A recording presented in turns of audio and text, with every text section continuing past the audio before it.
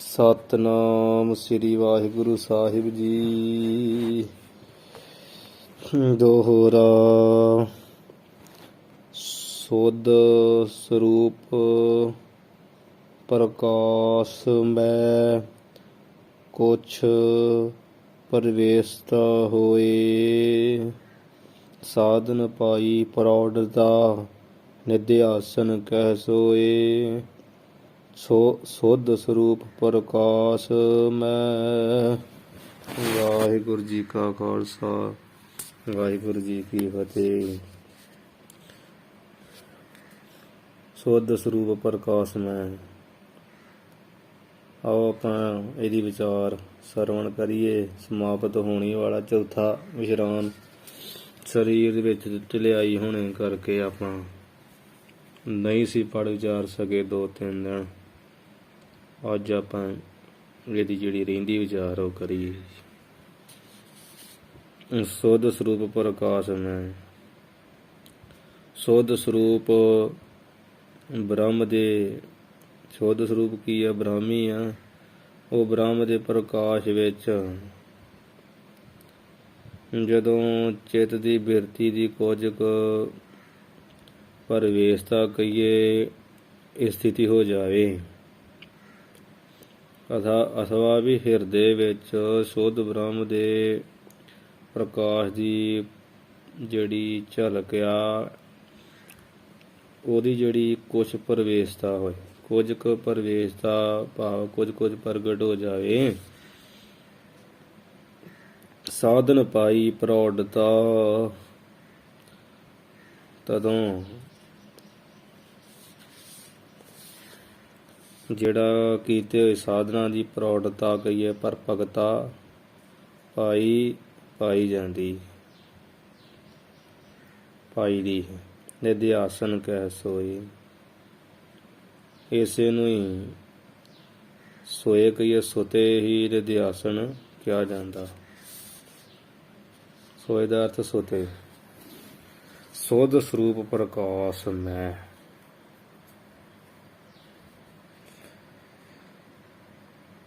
ਮੈਂ ਦਾ ਅਰਥ ਇੱਥੇ ਰੂਪ ਹੈ ਕਿ ਜੋ ਪ੍ਰਕਾਸ਼ ਮੈਂ ਕਹੀਏ ਰੂਪ, ਜੋ ਪ੍ਰਕਾਸ਼ ਰੂਪ ਆ ਪ੍ਰਕਾਸ਼ਮਈ ਸੋਧ ਸਰੂਪ ਬ੍ਰਹਮ ਹੈ।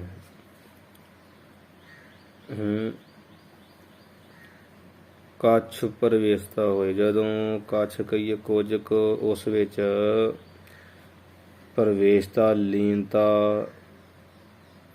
ਜਾਂ ਪਰਵੇਸ਼ਤਾ ਕਹੀਏ ਪਹੁੰਚ ਹੋ ਜਾਵੇ ਨਾ ਸ਼ੁੱਧ ਸਰੂਪ ਦੇ ਵਿੱਚ ਕੁਝ ਸਾਧਨ ਪਾਈ ਪ੍ਰੌੜਤਾ।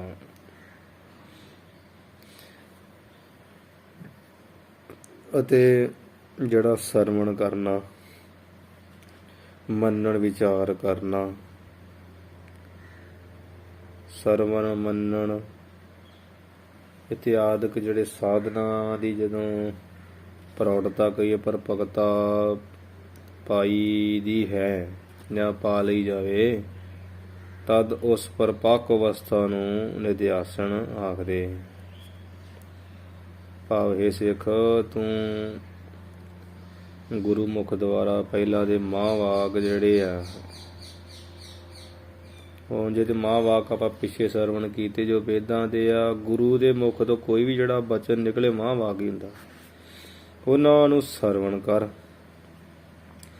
ਫਿਰ ਉਹਨਾਂ ਦਾ ਮੰਨਣ ਕਰ, ਵਿਚਾਰ ਕਰ। ਉਹ ਤੇ ਵਿਚਾਰ ਕਰਕੇ ਫਿਰ ਜਿਹੜਾ ਪੁਨः ਅਭਿਆਸ ਕਰ ਅਥਵਾ ਨਿਧਿਆਸਨ ਕਰ। ਉਹਨੂੰ ਨਿਧਿਆਸਨ ਕਿਹਾ ਜਾਂਦਾ। ਪਹਿਲਾਂ ਹੁੰਦਾ ਸਰਵਣ, ਫਿਰ ਹੁੰਦਾ ਮੰਨਣ, ਫਿਰ ਹੁੰਦਾ ਨਿਧਿਆਸਨ।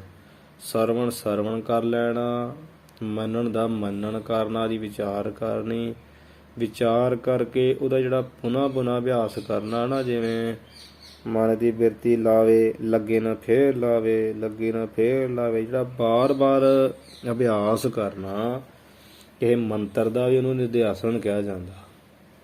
ਨਿਧਿਆਸਨ ਕਹਿ ਸੋਏ। ਸੋਏ ਦਾ ਅਰਥ ਸੁਤੇ ਹੀ ਉਹਨੂੰ ਨਿਧਿਆਸਨ ਕਿਹਾ ਜਾਂਦਾ ਹੈ।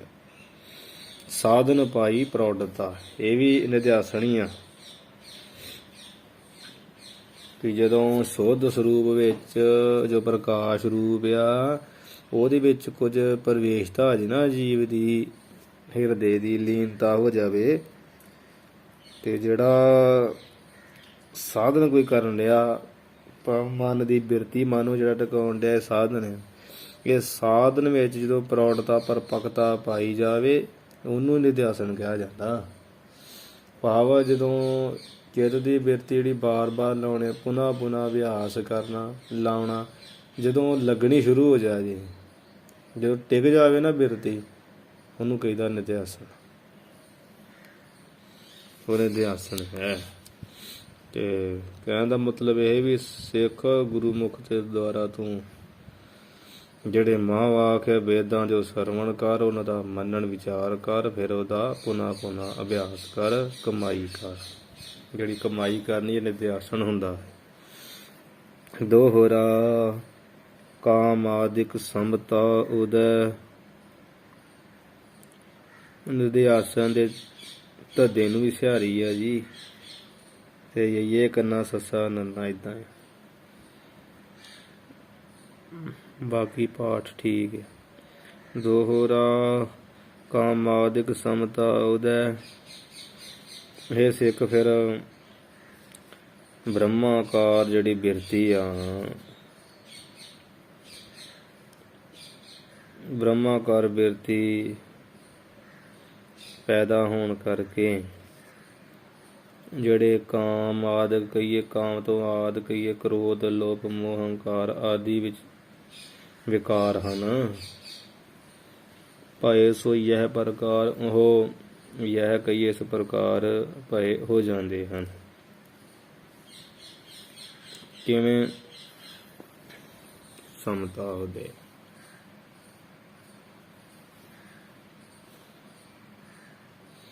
ਬ੍ਰਹਮਾਕਾਰ ਬਿਰਤੀ, ਇੱਕ ਹੁੰਦੀ ਸੰਸਾਰਾਕਾਰ ਬਿਰਤੀ। ਸੰਸਾਰਾਕਾਰ ਬਿਰਤੀ ਕਿਹੜੀ ਆ? ਜਿਹੜੀ ਸੰਸਾਰ ਨੂੰ ਵਿਸ਼ੇ ਕਰਦੀ ਆ, ਜਿਹੜੀ ਬ੍ਰਹਮ ਨੂੰ ਵਿਸ਼ੇ ਕਰੇ, ਉਹ ਬ੍ਰਹਮਾਕਾਰ ਬਿਰਤੀ ਆ।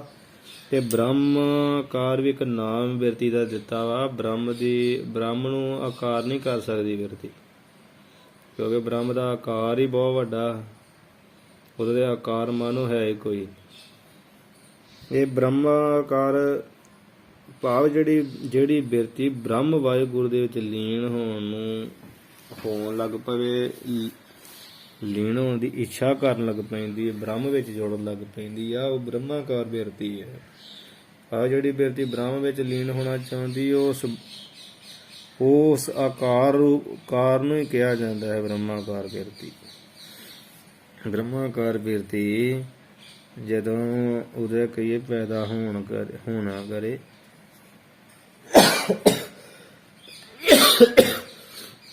ਤੇ ਉਹਦੇ ਪੈਦਾ ਹੋਣ ਕਰਕੇ ਜਿਹੜੇ ਕਾਮ, ਕ੍ਰੋਧ, ਲੋਭ, ਮੋਹ, ਹੰਕਾਰ ਆਦਿ ਵਿਕਾਰ ਆ, ਭਏ ਸੋ ਯਹ ਪ੍ਰਕਾਰ। ਯਹ ਦਾ ਅਰਥ ਉਹ ਤੇ ਇਸ ਪ੍ਰਕਾਰ ਕਹੀਏ ਤਰ੍ਹਾਂ, ਇਸ ਤਰ੍ਹਾਂ ਨਾਲ ਭਏ ਹੋ ਜਾਂਦੇ ਹੈ। ਉਹ ਸੋ ਦਾ ਅਰਥ ਉਹ ਇਸ ਪ੍ਰਕਾਰ ਭਏ ਹੋ ਜਾਂਦੇ ਆ। ਨਿਸ ਆਗਮ ਪ੍ਰਾਣੀ ਸਭੈ ਦੱਸਣ ਦੇ ਹੁਣ ਅੱਗੇ। ਜਿਸ ਪ੍ਰਕਾਰ ਨਿਸ ਕਹੀਏ ਰਾਤ ਦੇ, ਆਗਮ ਕਹੀਏ ਆਉਣ ਤੋਂ, ਸਵੇ ਕਹੀਏ ਸਾਰੇ, ਪ੍ਰਾਣੀ ਕਹੀਏ ਪ੍ਰਾਣਾਧਾਰੀ ਜੀਵ, ਹੋਤ ਅਲਪ ਸੰਚਾਰ। ਅਲਪ ਕਹੀਏ ਥੋੜੇ ਜਿਹੇ ਥਾਂ, ਭਾਵ ਅਲਪ ਕਹੀਏ ਥੋੜਾ ਜਿਹਾ, ਥੋੜੇ ਜਿਹੇ ਥਾਂ ਭਾਵ ਘਰ ਵਿੱਚ। ਅਲਪ ਦਾ ਅਰਥ ਭਾਵ ਅਰਥ ਨਾਲ ਘਰ ਹੀ ਲੱਗਣਾ, ਕਿ ਘਰ ਵਿੱਚ ਸੰਚਾਰ ਕਹੀਏ ਇਕੱਠੇ ਹੋ ਜਾਂਦੇ। ਇਸੇ ਤਰ੍ਹਾਂ ਕਾਮ, ਕ੍ਰੋਧ, ਲੋਭ, ਮੋਹ, ਹੰਕਾਰ ਜਿਹੜੇ ਵਿਕਾਰ ਇਹ ਸਮਾਨ ਰੂਪ ਵਿੱਚ ਹੋ ਜਾਂਦੇ ਆ, ਭਾਵ ਇਕੱਠੇ ਜਿਹੇ ਹੋ ਜਾਂਦੇ। ਪਹਿਲਾਂ ਦੇ ਵਿਸ਼ੇਸ਼ ਕਰਕੇ ਬਹੁਤ ਤੰਗ ਕਰਦੇ ਆ ਨਾ, ਫਿਰ ਸੂਖਮ ਰੂਪ ਵਿੱਚ ਹੋ ਜਾਂਦੇ।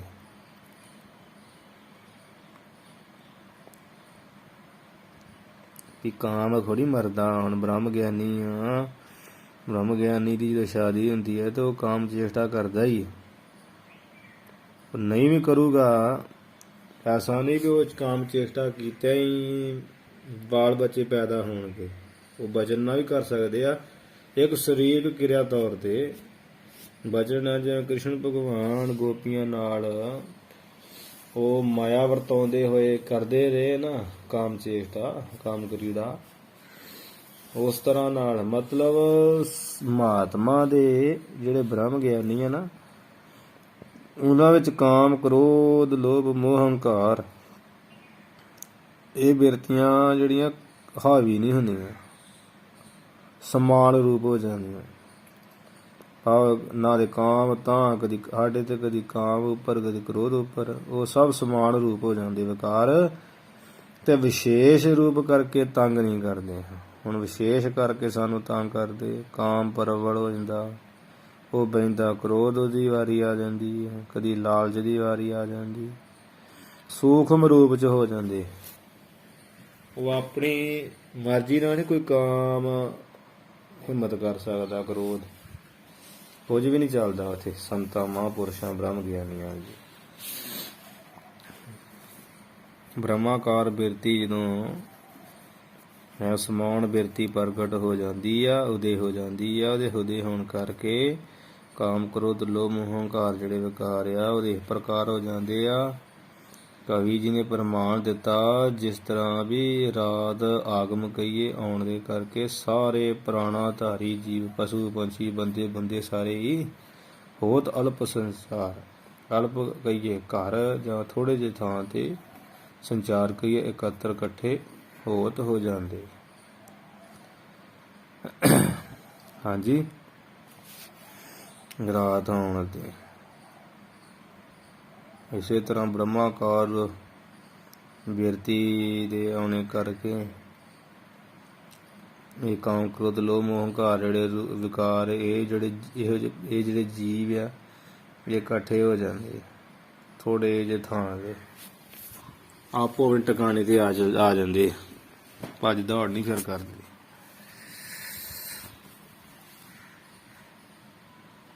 ਹਾਂਜੀ,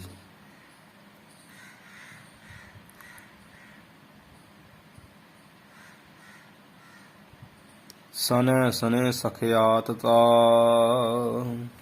ਸਖਿਆਤਤਾ ਪਾਠ ਜਿਹੜਾ ਮੁੱਖ ਰੂਪ ਵਿੱਚ ਆ ਸਹੀ, ਉਹ ਸੱਸਾ ਖਕੇ ਸਿਆਰੀ ਅੜੇ ਕੰਨਾ, ਤੱਤਾ ਤੱਤੇ ਕੰਨਾ ਸਖਿਆਤਤਾ। ਜਿਵੇਂ ਵੀ ਬਣਦਾ ਵਾ ਸੱਸਾ ਖੱਖਾ ਇਹ ਕੰਨਾ, ਤੱਤਾ ਤੱਤੇ ਕੰਨਾ ਸਖਿਆਤਤਾ। ਸਨੈ ਸਨੈ ਸਖਿਆਤਤਾ, ਇਹ ਸਿੱਖ ਸਨੇ ਸਨੇ ਕੀ ਹੌਲੀ ਹੌਲੀ ਆਪਣੇ ਸੁੱਧ ਸਰੂਪ ਦੀ ਜਿਹੜੀ ਸਖਿਆਤਤਾ ਨਾ ਪ੍ਰਗਟ ਪਾਉਣਾ। ਉਹਦਾ ਭਈ ਜਬ ਜਾਹੇ, ਜਬ ਕਹੀਏ ਜਦੋਂ, ਜਾਹੇ ਕਹੀਏ ਜਿਸ ਕਿਸੇ ਜਗਿਆਸੂ ਨੂੰ ਸਰਵਣ ਕਰਦਿਆਂ, ਮੰਨਣ ਕਰਦਿਆਂ, ਆ ਵਿਚਾਰ ਕਰਦਿਆਂ, ਨਿਧਿਆਸਣ ਪੁਨ੍ਹਾ ਪੁਨ੍ਹਾ ਅਭਿਆਸ ਕਮਾਈ ਕਰਦਿਆਂ ਹੋਇਆਂ ਤੇ ਸਨੀ ਸਨੀ ਹੌਲੀ ਹੌਲੀ ਆਪਣੇ ਸ਼ੁੱਧ ਸਰੂਪ ਦੀ ਸਖਿਆਤਤਾ ਜਦੋਂ ਉਹਦੇ ਕਹੀਏ ਪ੍ਰਗਟ ਹੋ ਗਈ, ਪ੍ਰਗਟ ਭਈ ਕਹੀਏ ਹੋ ਗਈ, ਹੈ ਨਾਹੀਂ ਸ਼ੁਭ ਅਸ਼ੁਭ,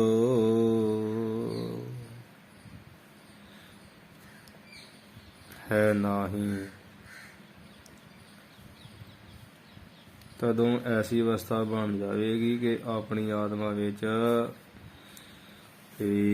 ਸ਼ੁਭ ਚੰਗਾ, ਅਸ਼ੁਭ ਮਾੜਾ ਕੁਝ ਵੀ ਨਹੀਂ। ਹਾਂਜੀ, ਸੁੱਖ ਦੁੱਖ ਨਹੀਂ ਦਰਸਾਹੇ,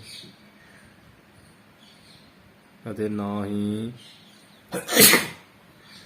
ਉਸ ਆਤਮ ਸਰੂਪ ਮੇਰੇ ਆਪੇ ਵਿੱਚ ਕੋਈ ਸੁੱਖ ਤੇ ਦੁੱਖ ਦਰਸਾਹੇ ਦਿਸਦਾ ਹੈ। ਸਾਰੇ ਪਾਸੇ ਬ੍ਰਹਮ ਹੀ ਬ੍ਰਹਮ ਦ੍ਰਿਸ਼ਟੀ ਵਿੱਚ ਆਉਂਦਾ, ਗੁਰਬਾਣੀ ਵਿੱਚ ਆਉਂਦਾ ਨਾ, ਬ੍ਰਹਮ ਦੀਸੈ ਬ੍ਰਹਮ ਸੁਣੀਐ, ਏਕ ਏਕ ਬਖਾਣੀਐ ਆਤਮ ਪਸਾਰਾ।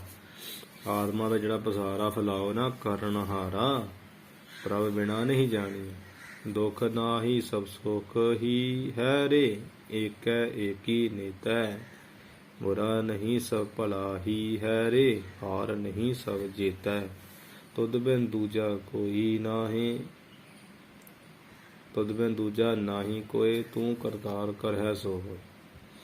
ਫਿਰ ਏਦਾਂ ਹੋ ਜਾਂਦਾ, ਜੋ ਦੀਸੈ ਸੋ ਤੇਰਾ ਰੂਪ, ਬ੍ਰਹਮ ਦੀਸੈ ਬ੍ਰਹਮ ਸੁਣੀ। ਬ੍ਰਹਮ ਹੀ ਬ੍ਰਹਮ ਦਿਖਦਾ, ਬ੍ਰਹਮ ਬ੍ਰਹਮ ਹੀ ਸੁਣੀਦਾ। ਕਦੋਂ ਸੁਣੀਦਾ? ਜਦੋਂ ਗੁਰੂ ਮੁਖ ਦੁਆਰਾ ਜਗਿਆਸੂ ਗੁਰੂ ਦੇ ਗੁਰੂ ਪਾਸੋਂ ਮਾਂ ਵਾਕ ਸਰਵਣ ਕਰਦਾ, ਫਿਰ ਉਹਨਾਂ ਦੀ ਵਿਚਾਰ ਕਰਦਾ, ਫਿਰ ਉਹਨਾਂ ਬਚਨਾਂ ਦੀ ਵਿਚਾਰ ਕਰਕੇ ਬਾਰ-ਬਾਰ ਅਭਿਆਸ ਕਰਦਾ, ਨਿਧਿਆਸਣ ਕਮਾਈ ਕਰਦਾ। ਬਿਰਤੀ ਜਦੋਂ ਲੱਗਣ ਲੱਗ ਪੈਂਦੀ ਹੈ ਨਾ, ਤੇ ਹੌਲੀ ਹੌਲੀ ਸਾਖਿਆਤਕਾਰਤਾ ਸਰੂਪ ਦੀ ਪ੍ਰਗਟ ਹੋਣ ਲੱਗ ਪੈਂਦੀ। ਤੇ ਜਦੋਂ ਸਰੂਪ ਦੀ ਸਾਖਿਆਤ ਦਾ ਪ੍ਰਗਟ ਹੋਣ ਲੱਗ ਪੈਂਦੀ ਆ, ਤਦੋਂ ਨੂੰ ਇਹ ਪ੍ਰਤੀਤ ਹੁੰਦਾ ਵੀ ਹੈ ਨਹੀਂ ਸ਼ੁਭ ਅਸ਼ੁਭ। ਮੇਰਾ ਜਿਹੜਾ ਆਤਮਾ ਉਹ ਚੰਗੇ ਮਾੜੇ 'ਚ ਹੈ ਹੀ ਨਹੀਂ ਹੈ, ਕਿਉਂਕਿ ਉਹ ਚੰਗਾ ਮਾੜਾ ਤੇ ਜੋ ਕਿਰਿਆ ਕਰੇ ਉਹ ਹੁੰਦਾ, ਤੇ ਆਤਮਾ ਤੇ ਹੈ ਪਰਮਾਤਮਾ ਦਾ ਰੂਪ। ਉਹਦੇ ਸ੍ਰੇਸ਼ਟ ਜੀ ਸ੍ਰੇਸ਼ਟ ਕਹਿ ਸਕਦੇ ਹਾਂ, ਉਹ ਵੀ ਕਹਿਣ ਮਾਤਰ 'ਚ, ਪਰ ਉਹ ਹੈ ਅਕਿਰਿਆ। ਤੇ ਜਿਹੜਾ ਅਕਿਰਿਆ ਹੈ, ਕਿਰਿਆ ਕੋਈ ਨਹੀਂ ਕਰਦਾ, ਉਹਨੇ ਚੰਗਾ ਕੀ ਕਰਨਾ, ਉਹਨੇ ਮਾੜਾ ਕੀ ਕਰਨਾ। ਫਿਰ ਪਤਾ ਲੱਗ ਜਾਂਦਾ ਵੀ ਮੇਰੀ ਆਤਮਾ ਵਿੱਚ ਕੁਝ ਵੀ ਚੰਗਾ ਮਾੜਾ ਨਹੀਂ ਹੈ। ਤੇ ਜਿਹੜਾ ਹੁਣ ਚੰਗਾ ਕਰਦਾ ਉਹਨੂੰ ਸੁੱਖ ਆ, ਜਿਹੜਾ ਮਾੜਾ ਕਰਦਾ ਉਹਨੂੰ ਦੁੱਖ ਆ। ਇਸ ਪ੍ਰਕਾਰ ਫਿਰ ਆਤਮਾ ਵਿੱਚ ਉਸ ਸਰੂਪ ਵਿੱਚ ਦੁੱਖ ਸੁੱਖ ਵੀ ਨਹੀਂ ਦਰਸਾਏ ਕਹੀਏ ਦਿਸਦਾ। ਦਰਸੇ ਤਾਹੇ ਪਾਠੀ ਹੈਗਾ, ਸੁੱਖ ਦੁੱਖ ਨਹੀਂ ਦਰਸੈ ਤਾਹੇ, ਭਾਵ ਉਸ ਵਿੱਚ ਸੁੱਖ ਦੁੱਖ ਵੀ ਦਰਸੈ ਨਹੀਂ ਦਿਸਦਾ, ਤੇ ਸੁੱਖ ਦੁੱਖ ਚ ਹੈ ਨਹੀਂ। ਉਹ ਜਦੋਂ ਅਚਰਜ ਕਥਾ ਮਾਂ ਅਨੂਪ ਉਹ ਸ਼ਬਦ ਵਿੱਚ ਗੁਰੂ ਸਾਹਿਬ ਜੀ ਨੇ ਸਿੱਧ ਕੀਤਾ ਹੋਇਆ, ਆਤਮਾ ਵਿੱਚ ਦੁੱਖ ਸੁੱਖ ਵੀ ਨਹੀਂ ਹੈਗਾ। ਦੁੱਖ ਸੁੱਖ ਤੇ ਦੋਏ ਦਰ ਕੱਪੜੇ ਹੈ, ਪਹਿਰੇ ਜਾਏ ਮਨੁੱਖ, ਤੇ ਇਹ ਦੁੱਖ ਸੁੱਖ ਹੈਗਾ ਮਨ ਦਾ ਧਰਮ। ਭੁੱਖ ਤੇ ਪ੍ਰਾਣਾ ਦਾ ਧਰਮ ਆ, ਜੰਮਣ ਮਨ ਸਰੀਰ ਦਾ ਧਰਮ ਆ। ਆਤਮਾ ਤੇ ਨਿਰਲੇਪ ਹੈ, ਉਹਦੇ ਦੁੱਖ ਸੁੱਖ ਨੂੰ ਨਹੀਂ ਪਰਸਦਾ। ਇਸ ਤਰ੍ਹਾਂ ਸਰੂਪ ਦੀ ਸਾਖਿਆਤ ਜਦੋਂ ਪ੍ਰਗਟ ਪੁਣਾ ਹੋਵੇ, ਜਦੋਂ ਉੱਭਰ ਕੇ ਆਵੇ, ਇਹ ਗਿਆਨ ਹੋਵੇ, ਫਿਰ ਪਤਾ ਲੱਗਦਾ ਚੰਗਾ ਮਾੜਾ ਨਹੀਂ ਹੈ ਮੇਰੇ ਆਤਮ ਸਰੂਪ ਵਿੱਚ। ਤੇ ਜਦੋਂ ਚੰਗਾ ਮਾੜਾ ਹੀ ਨਹੀਂ ਹੈਗਾ ਤੇ ਦੁੱਖ ਸੁੱਖ ਵੀ ਨਹੀਂ ਹੈ, ਇਸ ਤਰ੍ਹਾਂ ਦਿਸਦਾ ਨਹੀਂ ਹੈ, ਸੁੱਖ ਦੁੱਖ ਵੀ ਦਿਸਦਾ ਨਹੀਂ ਹੈ। ਇਹਦੇ ਜੇ ਥੋੜਾ ਮਾਤਰ ਆ ਰਿਹਾ, ਕੁਝ ਅਧਿਆਤਮ ਪ੍ਰਕਾਸ਼ ਖੁੱਲੇਗਾ ਤੇ ਵਿਚਾਰ ਚੰਦਰ ਉਹਦੇ ਚ ਖੁੱਲੇਗਾ, ਉੱਥੇ ਪਤਾ ਪੂਰਾ ਲੱਗੂ ਦੁੱਖ ਸੁੱਖ ਕਿਵੇਂ ਵੀ ਆਤਮਾ 'ਚ ਹੈ ਨਹੀਂ।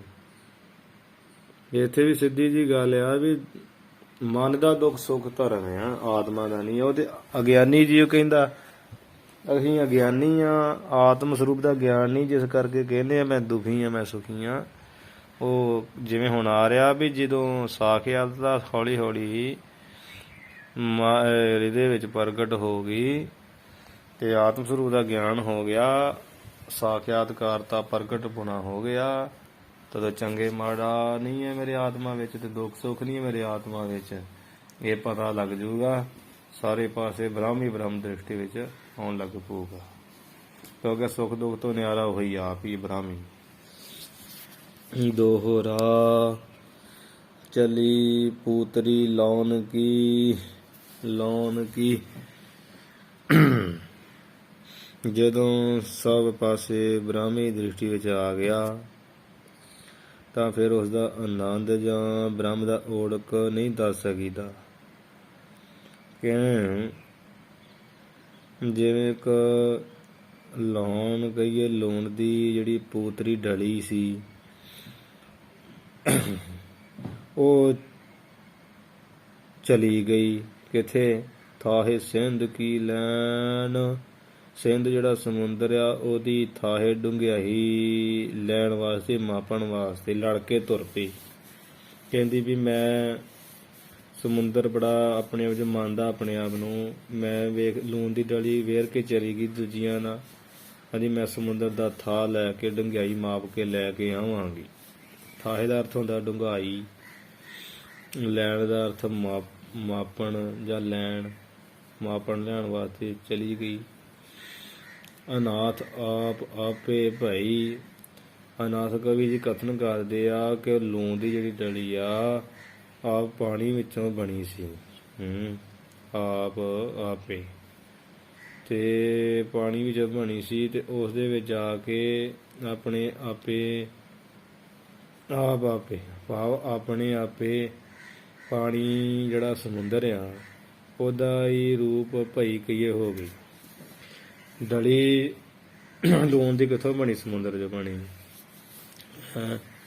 ਅਨਾਥ ਕਵੀ ਜੀ ਕਹਿੰਦੇ ਵੀ ਆਪ ਪਾਣੀ ਵਿੱਚੋਂ ਬਣੀ ਸੀ ਤੇ ਜਦੋਂ ਥਾਹ ਲੈਣ ਗਈ ਤੇ ਆਪੇ ਭਈ, ਆਪੇ ਜਾ ਕੇ ਵੀ ਜਦੋਂ ਵਿੱਚ ਗਈ ਹੈ ਤੇ ਭਈ ਉਹਦਾ ਹੀ ਸਰੂਪ ਹੋ ਗਈ, ਸਮੁੰਦਰ ਦਾ ਰੂਪ ਹੋ ਗਈ, ਭਾਵ ਘੁਲ ਮਿਲ ਗਈ। ਪਲਟ ਕਹੈ ਕੋ ਬੈਨ, ਫਿਰ ਵੀ ਪਲਟ ਕਹੀਏ ਮੁੜ ਕੇ, ਉਹ ਕਿਸ ਨੂੰ ਕੋਈ ਬਚਨ ਕੇ ਪਲਟ ਕੇ ਕਹੈ ਕੋ ਬੈਨ, ਕੋ ਦਾ ਅਰਥ ਕੌਣ ਆ ਜਿਹੜਾ ਬੈਨ ਬਚਨ ਪਲਟ ਮੁੜ ਕੇ ਕਹੇ। ਉਹ ਤੇ ਜਿਹੜੀ ਆ ਥਾਹ ਲੈਣ ਗਈ ਸੀ ਉਹਦੇ ਆਪ ਵਿੱਚ ਜਾ ਕੇ ਤੇ ਉਹਦਾ ਰੂਪ ਹੋ ਗਈ, ਭਾਵ ਘੁਲ ਮਿਲ ਗਈ, ਉਹਦਾ ਤੇ ਵਜੂਦ ਹੀ ਕੋਈ ਨਾ ਰਿਹਾ। ਫਿਰ ਵਾਪਸ ਆ ਕੇ ਕਿਹਨੇ ਦੱਸਣਾ ਸੀ ਵੀ ਉਹ ਸਮੁੰਦਰ ਤੇ ਇੰਨਾ ਡੂੰਘਾ ਵਾ, ਉਹ ਤੇ ਇੰਨਾ ਚੌੜਾਈ ਵਾਲਾ, ਇੰਨੀ ਡੂੰਘਾਈ ਵਾਲਾ ਕੌਣ ਦੱਸਦਾ? ਕਿਉਂਕਿ ਉਹਦੇ ਦੱਸਣ ਜੋਗੀ ਰਹੀ ਕੋਈ ਨਾ। ਇਸ ਕਰਕੇ ਉਹ ਤਾਂ ਉੱਥੇ ਹੀ ਲੀਨ ਹੋ ਗਈ। ਬਿਲਕੁਲ ਇਸੇ ਤਰ੍ਹਾਂ ਹੀ ਜਿਹੜਾ ਪ੍ਰਾਣੀ ਜੀਵ ਗੁਰੂ ਮਨੋਖ ਦੁਆਰਾ ਸਰਵਣ ਕਰਦਾ, ਮਹਾਂਵਾਕਾਂ ਦਾ ਮੰਨਣ ਕਰਦਾ, ਨਿਧਿਆਸਨ ਕਰਦਾ ਆ, ਔਰ ਇਹ ਸਾਧਨਾ ਨੂੰ ਕਰਦਿਆਂ ਬ੍ਰਹਮ ਵਿੱਚ ਭੇਦ ਹੋ ਜਾਂਦਾ, ਉਹ ਮੁੜ ਕੇ ਉਸ ਨਾਲ ਵੱਖਰਾ ਨਹੀਂ ਹੁੰਦਾ, ਉੱਥੇ ਹੀ ਲੀਨ ਹੋ ਜਾਂਦਾ। ਤੇ ਜਦੋਂ ਵੱਖਰਾ ਹੀ ਨਹੀਂ ਹੁੰਦਾ, ਫਿਰ ਉਹ ਜਦੋਂ ਵੱਖਰਾ ਹੀ ਨਹੀਂ, ਫਿਰ ਨਾ ਤੇ ਤੂੰ ਹੁੰਦਾ ਵੀ ਦੂਸਰਾ, ਮੈਂ ਹੁੰਦਾ ਵੀ ਮੈਂ ਵੱਖਰਾ, ਤੂੰ ਵੱਖਰਾ, ਫਿਰ ਤੂੰ ਮੈਂ ਵਾਲਾ ਬੋਲ ਨਹੀਂ ਬੋਲਦਾ। ਉਹਦੀ ਅਵਸਥਾ ਇਹੋ ਜਿਹੀ ਹੋ ਜਾਂਦੀ। ਭਗਤ ਕਬੀਰ ਜੀ ਮਹਾਰਾਜ ਲਿਖਦੇ, ਕਬੀਰ ਤੂੰ ਕਰਤਾ ਤੂੰ ਹੁਆ, ਮੁਝ ਮੈਂ ਰਹਾ ਨਾ ਹੂੰ, ਜਬ ਆਪਾ ਪਰ ਕਾ ਮਿਟ ਗਿਆ, ਜਦ ਦੇਖੋ ਤਤ ਤੂੰ। ਫਿਰ ਤੇ ਉਹ ਏਦਾਂ ਦਾ ਹੋ ਜਾਂਦਾ। ਉਹ ਕੀ ਕਹੇਗਾ ਉਹਨੂੰ? ਜਦੋਂ ਇੱਕ ਰੂਪ ਹੋ ਗਏ ਆ, ਉਹ ਨਾ ਤੇ ਤੂੰ ਕਹਿਣ ਜੋਗਾ ਨਾ ਮੈਂ ਕਹਿਣ ਜੋਗਾ ਵੀ ਮੈਂ ਹੀ ਆ, ਇਹ ਵੀ ਕਹਿਣ ਜੋਗਾ ਨਹੀਂ, ਕਿਉਂਕਿ ਜਿਹਦੇ ਵਿੱਚ ਲੀਨ ਹੋਇਆ ਉਹਨੂੰ ਉਹਦਾ ਰੂਪ ਹੋ ਗਿਆ। ਤੂੰ ਵੀ ਨਹੀਂ ਕਹਿ ਸਕਦਾ ਕਿਉਂਕਿ ਉਹਦੇ ਵਿੱਚ ਲੀਨ ਆ, ਅੱਡ ਨਹੀਂ ਨਾ ਰਹਿ ਗਿਆ। ਤੇ ਤੂੰ ਮੈਂ ਤੇ ਅੱਡ ਦੀ ਚੀਜ਼ ਹੁੰਦੀ ਹੈ, ਇਸ ਕਰਕੇ ਉੱਥੇ ਤੂੰ ਮੈਂ ਵਾਲਾ ਬੋਲ ਨਹੀਂ ਬੋਲਿਆ ਜਾਂਦਾ। ਕਹੋ ਕਬੀਰ ਗੂੰਗੇ ਗੁੜ ਖਾਇਆ, ਪੁੱਛੇ ਤੇ ਕਿਆ ਕਹੀ, ਇਹ ਅਵਸਥਾ ਹੋ ਜਾਂਦੀ। ਚੱਲੀ ਪੂਤਰੀ ਲਾਉਣ ਕੀ, ਇਹਦਾ ਅੰਤਰੀ ਅਰਥ ਵੀ ਆ ਵੀ ਜਿਹੜਾ ਅੰਤःਕਰਨ ਰੂਪ ਲੂਣ ਦੀ ਜਿਹੜੀ ਪੂਤਰੀ ਕਹੀਏ ਬਿਰਤੀ ਆ, ਬਿਰਤੀ ਰੂਪ ਡਲੀ ਆ। ਅੰਤःਕਰਨ ਕੀ ਆ? ਲੂਣ ਆ। ਇਸ ਲੂਣ ਦੀ ਜਿਹੜੀ ਅੰਤःਕਰਨ ਜਿਹੜੀ ਬਿਰਤੀ ਨਿਕਲਦੀ ਆ ਨਾ, ਉਹ ਕੀ ਆ? ਬਿਰਤੀ ਰੂਪੀ ਡਲੀ।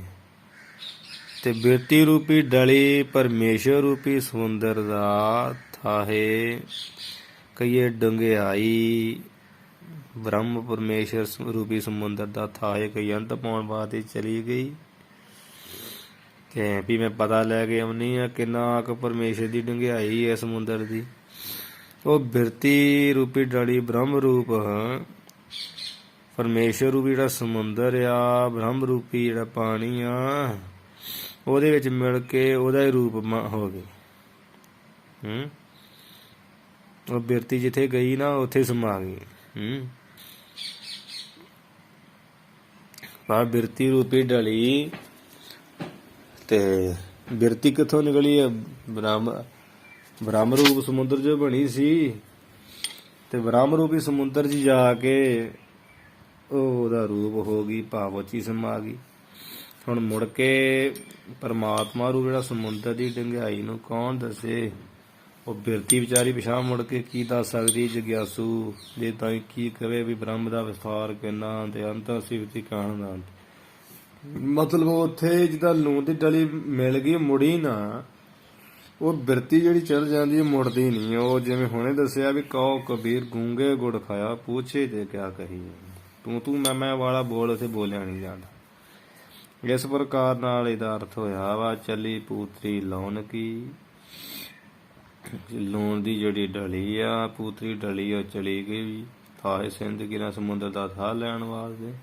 ਅਨਾਥ ਆਪ ਆਪੇ ਪਈ। ਅਨਾਥਪੁਰੀ ਕਵੀ ਜੀ ਕਹਿੰਦੇ ਆ ਕਿ ਉਹ ਆਪ ਤੇ ਸਮੁੰਦਰ 'ਚ ਪੈਦਾ ਹੋਈ ਸੀ, ਫਿਰ ਚਲੀ ਗਈ ਵਿੱਚ ਤੇ ਆਪੇ ਹੀ ਜਾ ਕੇ ਵਿੱਚ ਉਹਦਾ ਹੀ ਰੂਪ ਹੋ ਗਈ।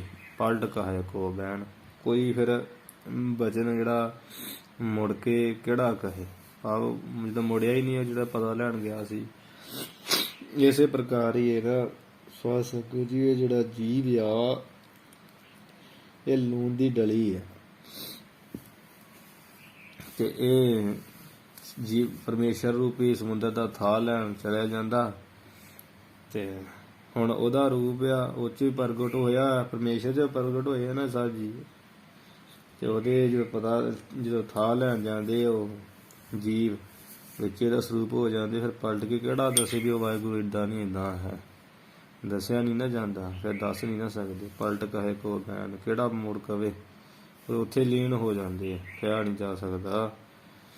ਤੇ ਅੰਤਰੀ ਅਰਥ ਇਹ ਆਪ ਜੀ ਨੇ ਹੁਣੇ ਸਰਵਣ ਕੀਤਾ ਵੀ ਚੱਲੀ ਪੂਤਰੀ ਲਾਉਣ ਕੀ। ਲਾਉਣ ਕੀ ਆ? ਅੰਤ ਹੈ ਕਾਰਨ। ਉਹਦੇ ਵਿੱਚ ਜਿਹੜੀ ਬਿਰਤੀ ਨਿਕਲਦੀ ਉਹ ਕੀ ਆ? ਡਲੀ। ਉਹ ਵਾਹਿਗੁਰੂ ਪਰਮੇਸ਼ਰ ਦੇ ਅਥਾਹ ਲੈਣ ਚਲੀ ਗਈ ਬਿਰਤੀ ਰੂਪ ਡਲੀ ਹੈ। ਥਾਏ ਸਿੰਦਗੀ ਲੈਣ ਵਾਹਿਗੁਰੂ ਰੂਪੀ ਸਮੁੰਦਰ ਦਾ ਥਾਹ ਲੈਣ ਵਾਸਤੇ, ਮਾਪਣ ਵਾਸਤੇ। ਤੇ ਅਨਾਥਪੁਰੀ ਕਵੀ ਜੀ ਕਹਿੰਦੇ ਵੀ ਉਹ ਫਿਰ ਜਿਹੜੀ ਡਲੀ ਰੂਪ ਬਿਰਤੀ ਆ ਨਮਕ ਦੀ, ਅੰਤਿਕਾਰ ਰੂਪੀ ਨਮਕ ਦੀ, ਉਹਦੇ ਆਪ ਹੁਣ ਵਾਹਿਗੁਰੂ ਵਿੱਚੋਂ ਹੀ ਸਮੁੰਦਰ 'ਚ ਹੀ ਪ੍ਰਗਟ ਹੋਈ ਸੀ ਤੇ ਉਹਦਾ ਹੀ ਰੂਪ ਹੋ ਗਈ। ਪਲਟ ਕਹੇ ਕੋ ਬੈਣ, ਮੁੜ ਕੇ ਕਿਹੜੀ ਬਿਰਤੀ ਆ ਕੇ ਬਚਨ ਕਹੇ ਜਗਿਆਸੂ ਦੇ ਤਾਈਂ ਕਿ ਐਸਾ ਹੈ ਐਸਾ ਹੈ? ਨਹੀਂ ਕਹਿ ਸਕਦੇ। ਉਹ ਤੇ ਜਿਹੜਾ ਆਨੰਦ ਮਾਣੂਗਾ ਉਹੀ ਕਥਨ ਕਰ ਸਕਦਾ, ਉਹੀ ਆਪਣੇ ਆਪ ਹੀ ਲੀਨ ਹੋ ਸਕਦਾ।